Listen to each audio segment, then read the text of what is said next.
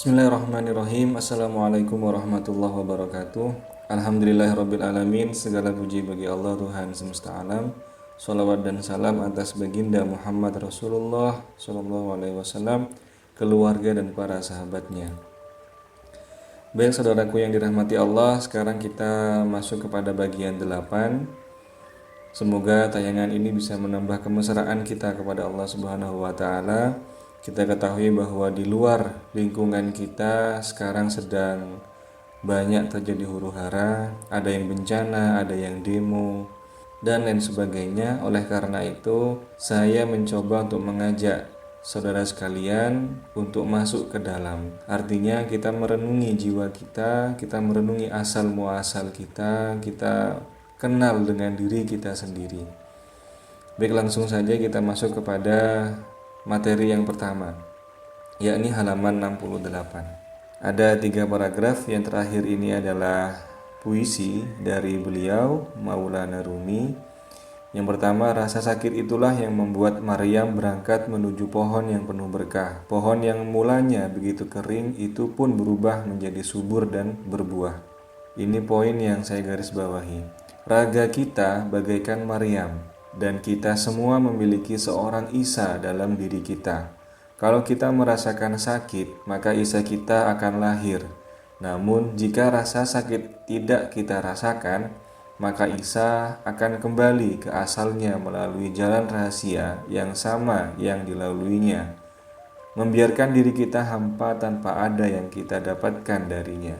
Jiwa ruhaniyahmu kelaparan, sementara raga luarmu kekenyangan. Setan makan dengan rakus sampai muntah, sementara seorang raja bahkan tak memiliki sepotong roti. Sekarang berobatlah, karena Isamu sedang berada di bumi.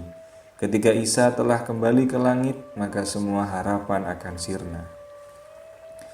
Baik, poin yang saya catat adalah yang pertama, jalan kesengsaraan membuat kita menjadi manusia yang sejati. Khairun nas anfa'uhum linnas.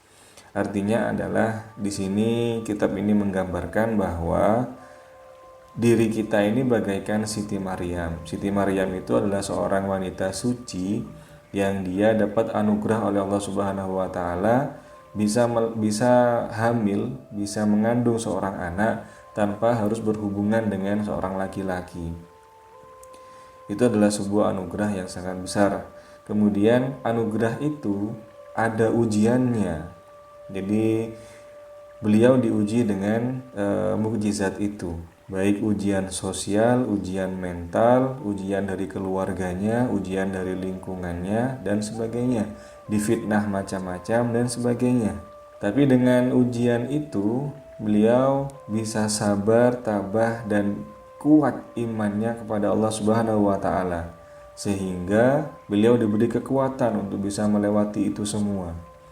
Ketika selama 9 bulan beliau dicaci, dimaki, difitnah, bahkan dijauhi oleh saudara bahkan lingkungannya, dalam ketabahan dan kesabaran beliau bertahan 1 bulan, 2 bulan, 3 bulan, mungkin bisa jadi beliau hampir menyerah. Tapi kesengsaraan yang beliau rasakan, Siti Maryam rasakan itu dinikmati, bahwa sedahsyat apapun cobaan, jikalau ini datangnya dari Tuhan yang Maha Esa, maka aku akan tetap dengan ikhlas melaksanakannya. Beliau berprinsip seperti itu. Sehingga terus lanjut sampai 5 bulan, 6 bulan, 7 bulan, 8 bulan, 9 bulan di puncaknya ujian itu. Kemudian lahirlah Sayyidina Nabi Isa alaihi salam. Berarti kesimpulannya adalah dengan kesengsaraan yang dialami oleh Siti Maryam dari bulan pertama sampai bulan 9, dengan tabah, dengan sabar, dengan kekuatan, hingga pada akhirnya keluarlah intisari, keluarlah sebuah kebaikan dunia dan kebaikan akhirat. Siapa? Yakni Nabi Isa alaihi salam, di mana kita tahu beliaunya adalah manusia yang terpilih, yang manfaatnya bisa dirasakan oleh seluruh umat manusia kala itu. Itu adalah simbol bahwasanya kita manusia, saat kita merasakan sebuah kesengsaraan, musibah, cobaan, itu kita harus ingat dari siapa musibah ini datang. Apakah musibah ini datang sebagai teguran, ataukah musibah ini datang sebagai ujian, ataukah musibah ini datang sebagai hukuman. Kita harus mengenalnya. Cirinya bagaimana? Dilihat sebelumnya. Jikalau kita sudah melaksanakan dosa yang teramat besar, kemudian kita lupa untuk memohonkan ampun kepada Allah Subhanahu wa taala, kemudian kita mengalami musibah yang amat besar, maka musibah itu adalah sebagai peringatan atau sebagai hukuman bagi kita karena kita sudah melakukan sebuah dosa yang besar. Walau demikian, hukuman itu pun bentuk dari cintanya Allah kepada kita, sehingga hukuman yang harusnya diberikan nanti di akhirat didahulukan, dirasakan di dunia ini, sehingga apa? Lunas hutangnya. Ketika di akhirat nanti sudah tidak akan merasakan hukuman lagi karena sudah terbayar di sini. Di lain sisi, hukuman itu atau teguran itu atau musibah itu membantu kita untuk bisa membersihkan jiwa yang sudah sempat kita kotori. Pengalaman kita kalau kita mencuci piring yang kotor berminyak, jika dibilas satu kali atau diusap satu kali, apakah langsung bersih? Tidak. Selain diusap, dibilas dengan air harus digosok sampai benar-benar bersih. Itu piring yang nyata, yang tampak. Bagaimana dengan hati manusia? Hati manusia yang kotor tidak cukup hanya dengan dibilas, diusap, digosok. Harus dengan ujian, harus dengan ketabahan dan kesabaran serta keimanan, baru bisa bersih dan suci. Ketika hati manusia sudah bersih dan suci, maka cerminnya akan bening. Nah, kebeningan cermin itulah nanti yang akan bisa memantulkan cahaya Tuhan dengan baik, sehingga keseharian kita, perbuatan kita pada akhirnya adalah khairun nas anfa'uhum linnas. Sama seperti pohon kelapa, sama seperti buah kelapa. Buah kelapa itu sebelum keluar, jika ingin keluar saripatinya, dia harus melalui beberapa tahap. Yang pertama, dia harus mau dijatuhkan dari tempat yang sangat tinggi. Setelah dijatuhkan, dia harus mau dibelah, dirobek kulitnya. Setelah dirobek kulitnya, dia harus mau dipukul batoknya hingga pecah. Setelah dipukul hingga pecah, dia harus mau dikorek dagingnya. Setelah dikorek, dia harus mau diparut sampai menjadi kecil. Setelah diparut sampai jadi kecil, dia harus mau diperas. Itulah, setelah diperas, dia akan keluar yang namanya saripatinya atau yang dinamakan dengan santan. Kita tahu bahwa santan itu bisa digunakan dalam berbagai hal. Digunakan untuk obat bisa, digunakan untuk masak bisa, digunakan untuk masak pun hampir semua masakan menggunakan santan. Artinya apa? Satu cairan bisa bermanfaat untuk hampir segala hal. Khairun nas anfa'uhum linnas. Sebaik-baiknya manusia adalah manusia yang bermanfaat bagi manusia yang lain. Maka kita jika ingin isa kita keluar dari kita, jika kita ingin saripati kita atau santan kita keluar dari kita, maka kita harus bisa menjadi Siti Maryam yang mampu merasakan kepedihan, kesengsaraan, kepahitan, musibah, dan dengan sabar, tabah, penuh dengan keimanan. Maka dalam jangka waktu yang ditentukan oleh Allah Subhanahu wa taala, kita akan bisa menjadi khairun nas anfa'uhum linnas. Itu poin yang pertama. Poin yang kedua, saya mencoba untuk memaknai setiap baris dari puisi yang disampaikan oleh beliau. Yang kalimat pertama, jiwa ruhaniyahmu kelaparan sementara raga luarmu kekenyangan. Maknanya adalah makanan raga dan makanan ruh. Sudah kita bahas di video sebelumnya bahwa makanan raga itu adalah tidur dan makan, ya nasi, lauk pauk, bahkan buah. Sedangkan makanan ruh itu adalah hal-hal yang bersifat kebijaksanaan, ilmu, agama, bahkan puasa. Jika ruhnya kelaparan, maka raganya kenyang. Jika raganya kenyang, maka ruhnya kelaparan. Sebaliknya, kalau ingin ruhnya kenyang, maka raga harus dilaparkan atau harus puasa.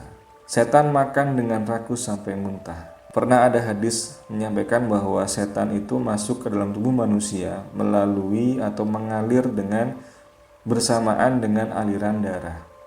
Artinya apa? Ternyata masuknya setan itu bukan dia menghaluskan tubuhnya kemudian masuk, tidak.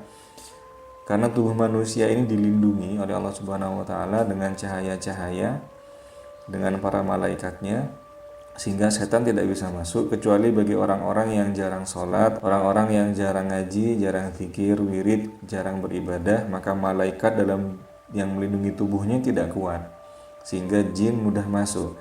Tapi bagi orang-orang muslim yang beribadah, maka malaikat yang melindungi sangat kuat, sehingga jin tidak bisa masuk sembarangan. Tapi ada cara dia tidak kehabisan cara. Caranya apa? Dia masuk ke dalam makanan yang kita makan. Kita makan ayam, dia masuk dalam ayam. Kita makan ikan, dia masuk dalam ikan. Maka dari itu Kanjeng Nabi mensunahkan sebelum makan kita membaca doa, Allahumma barik lana fima razaqtana wa qina adzabannar. Itu setan tidak bisa masuk. Bagi yang lalai berdoa, maka setan masuk, mengalir sealiran darah. Maka jika ditanya apakah ketika bulan Ramadan setan dibelenggu, iya, yang di luar tubuh manusia. Yang dalam tubuh manusia tetap ada di situ. Buktinya apa? Meskipun puasa masih tetap bermaksiat. Berarti setannya masih di dalam. Sehingga kalau ingin melemahkan setan yang di dalam, apa? Gimana caranya? Jangan kasih makan. Jadi kita harus berpuasa untuk bisa mengendalikan diri. Kalimat yang ketiga, sementara seorang raja bahkan tak memiliki sepotong roti. Raja ini maksudnya jati diri kita. Ketika setan dalam diri kita terus kasih makan, maka raja yang harusnya menguasai diri kita menjadi kalah. Sehingga yang menguasai siapa? Setannya. Kebalikannya, kalau ruh yang kita kasih makan terus hingga kenyang, maka rajanya akan berkuasa dan setannya yang dikuasai. Setiap manusia memiliki setan masing-masing dalam tubuhnya. Maka itulah yang disebut oleh Kanjeng Nabi, ada perang yang lebih dahsyat daripada perang ini, yakni perang melawan diri sendiri. Maksudnya adalah perang melawan setan yang ada dalam diri sendiri. Sekarang berobatlah karena ihsamu sedang berada di bumi. Berobat maksudnya mengenyangkan jiwa dengan cara sering beribadah, zikir, wirid, ngaji, sholat, sholawat, berpuasa, tafakur dan lain sebagainya, itu agar mengenyangkan jiwa. Ketika Isa telah kembali ke langit, maka semua harapan akan sirna. Isa maksudnya adalah hikmah atau cahaya hidayah. Ternyata pemahaman yang kami peroleh dari pengalaman kami atau pengalaman saya adalah bahwa ketika manusia mendapatkan cahaya, sebuah hidayah artinya petunjuk, jadi manusia bingung kemudian dapat petunjuk. Nah, ketika petunjuk itu datang pada dirinya, kemudian dapat ide, itu adalah cahaya hidayah ya. Hudan, hidayah artinya petunjuk. Jika hidayah itu dikacangin atau tidak segera dieksekusi, maka cahaya itu akan pindah kepada orang lain. Misalkan kita ingin membuka usaha, tempatnya sudah ada, konsepnya sudah ada, kemudian teknisnya juga sudah ada, tinggal eksekusi. Nah, tempat, teknis, dan konsep itu hidayah Allah, jelas. Tapi kita tidak segera mengeksekusi, menunda. 1 minggu ditunda, 2 minggu ditunda, sampai 3 bulan ditunda misalkan.